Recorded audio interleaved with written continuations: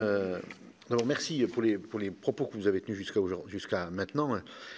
Propos que je partage finalement, le constat qu'on peut partager. Après, les réponses que vous apportez peut-être sont un peu difficiles à entendre, mais pourquoi pas.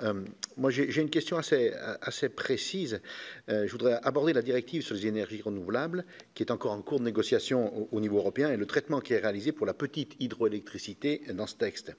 En effet, suite à l'adoption d'un amendement qui devrait perdurer, seules les installations hydroélectriques avec une capacité de production de plus de 10 MW minimum, ce qui correspond à la moyenne et à la grande hydro, pourront rester dans le champ des énergies renouvelables au titre de cette directive. Ainsi, pour l'instauration de ce seuil, la petite hydroélectricité est sacrifiée et n'est plus considérée comme une énergie renouvelable. Sur ce sujet, il est bien sûr indispensable de respecter la continuité écologique et les réglementations en vigueur, mais se priver d'un levier de décarbonation est incohérent, à mon sens, dans la période actuelle et face aux enjeux de transition énergétique. Alors que l'hydroélectricité est la grande absente du projet de loi gouvernementale sur l'accélération de la production d'énergie renouvelable, ce retrait européen pourrait être préjudiciable pour de nombreuses petites installations.